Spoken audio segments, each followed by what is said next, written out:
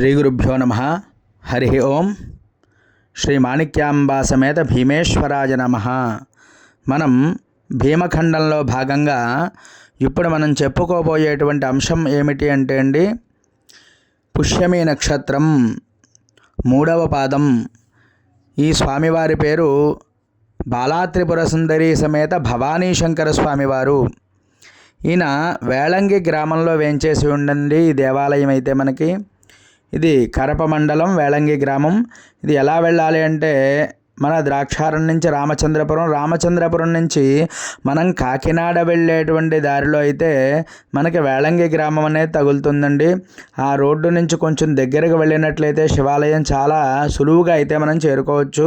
ప్రతి కాకినాడ వెళ్ళేటువంటి బస్సు కూడా మనకి ఇక్కడికి తప్పకుండా వెళుతుందండి. అందువల్ల చాలా సులువుగా అయితే మనం ఇక్కడికి చేరుకోవచ్చు. ఈ నక్షత్రానికి అధిష్టాన దేవత ఎవరు అంటే పుష్యమి నక్షత్రానికి ఇందాక మనం చెప్పుకున్నాం చూడండి, బృహస్పతి నక్షత్రానికి అధిష్టాన దేవత. మరి 3వ పాదం వాళ్ళందరూ కూడా అంటే పుష్యమి నక్షత్రం 3వ పాదం వారు ఈ యొక్క స్వామివారిని అయితే మనం తప్పకుండా దర్శనం చేసుకోవాలి. ఎందువల్ల అంటే బృహస్పతి గ్రహ దోషాలన్నీ కూడా తొలగిపోతాయి. అలాగే మరి గురుడు యొక్క సంపూర్ణమైనటువంటి అనుగ్రహం కలుగుతుంది. ఇది కూడా కర్కాటక రాశిలోకి వస్తుందండి.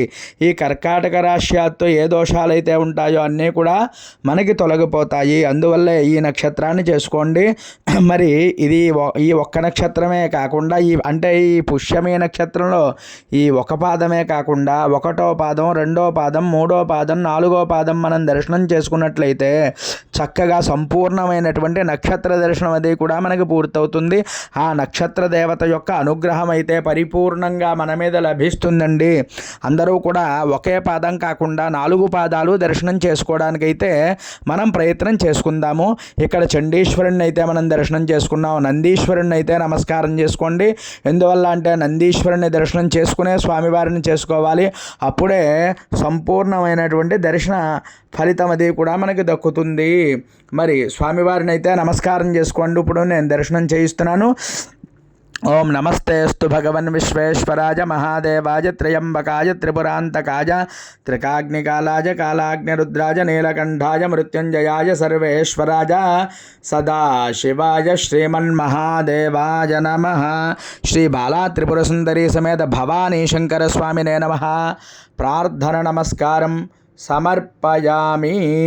చూడండి, అమ్మవారు అయ్యవారు కూడా చాలా చక్కగా ఉందండి. మంచి అలంకరణతో అయితే మనకి ఈరోజు దర్శనం అయితే లభించింది.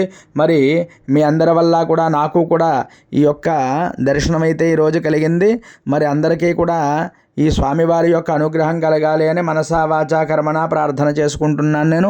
అలాగే మన ఛానల్ ఎవరైనా సబ్స్క్రైబ్ చేయకపోతే సబ్స్క్రైబ్ చేయండి. వీడియో మీకు నచ్చినట్లయితే లైక్ చేయండి. అలాగే కామెంట్ చేయండి. ఎవరికైనా ఉపయోగపడుతుంది అంటే తప్పకుండా ఈ వీడియోని పెట్టండి. అంతేకాకుండా స్వామివారి యొక్క అనుగ్రహాన్ని అందరినీ పొందాలి అని చెప్పి కోరుకుంటున్నాను.